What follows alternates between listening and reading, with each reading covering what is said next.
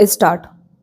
केजरीवाल सरकार की शराब नीति पर नियंत्रक एवं महालेखा परीक्षक अर्थात कैग की रपट आम आदमी पार्टी को कटघरे में खड़ा करने वाली ही नहीं बल्कि उसे बेनकाब करने वाली भी है। कैग की इस रपट के अनुसार मनमानी शराब नीति से 2000 करोड़ रुपए से अधिक के राजस्व की क्षति हुई। कैग ने केवल यही नहीं बताया है कि शराब नीति को मनमाने तरीके से तैयार करना और क्रियान्वित किया गया, बल्कि इस पर भी प्रकाश डाला है कि कैसे नियमों का उल्लंघन कर कुछ लोगों को अनुचित लाभ पहुंचाया गया और उसके चलते कहां कितना घाटा हुआ।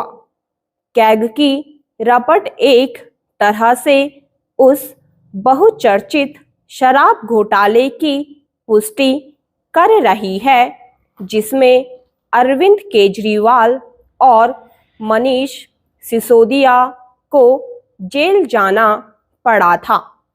केजरीवाल और उनके साथियों ने इस घोटाले को छिपाने के जतन किए।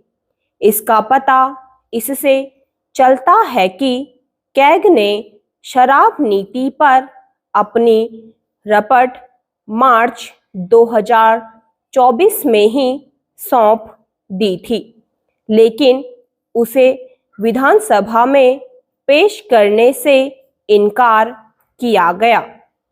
कोई भी समझ सकता है कि ऐसा क्यों किया गया होगा। समस्या केवल यह नहीं कि शराब नीति पर कैग की रपट को विधानसभा में प्रस्तुत करने से बचा गया, बल्कि यह भी है कि अन्य मामलों पर भी उसकी रपटें दबा दी गईं। कैग की एक नहीं कुल 14 रपटें हैं जिन्हें विधानसभा में पेश करने से मुंह मोड़ा गया। इनमें से एक रपट कोविड काल में मुख्यमंत्री आवास की विलासितापूर्ण साज सज्जा में अनाप शनाप सरकारी व्यय की भी है। इस सब से यदि कुछ सिद्ध हो रहा है तो यही कि आम आदमी पार्टी ने नई तरह की राजनीति करने, स्वयं को कट्टर ईमानदार दिखाने और सुशासन के उच्च मानदंड स्थापित करने की जो बड़ी बड़ी बातें की थीं और जिनसे प्रारंभ में लोग प्रभावित भी हुए थे, वे नितांत खोखली थीं।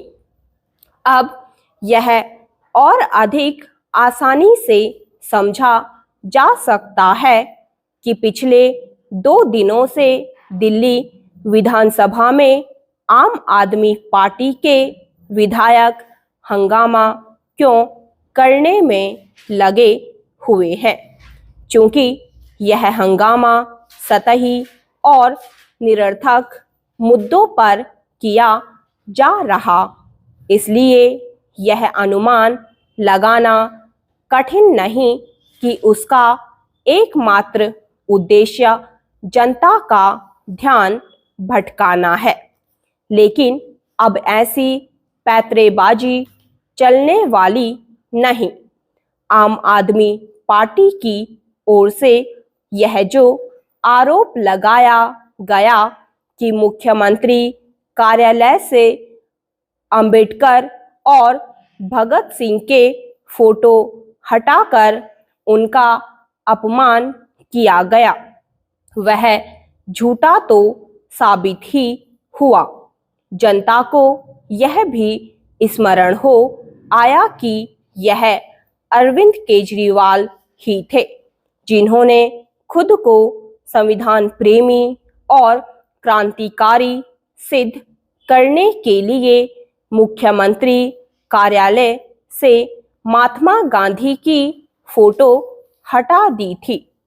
क्या अंबेडकर का नाम लेकर अपने को संविधान का रक्षक बताने वाले कैग की रपटों को दबाने को संविधान सम्मत कह सकते हैं?